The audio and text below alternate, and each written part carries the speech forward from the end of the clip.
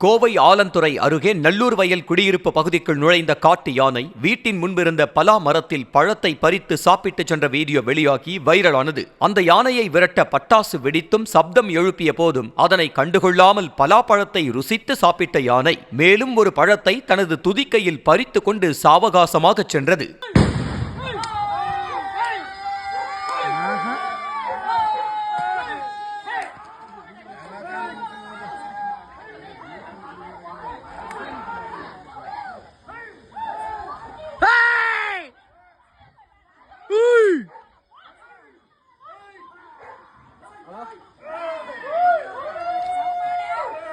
இந்த விநாயகர் ரோட்டை கலக்க వాళ్ళు వచ్చుకుంటే వాళ్ళు ఫోన్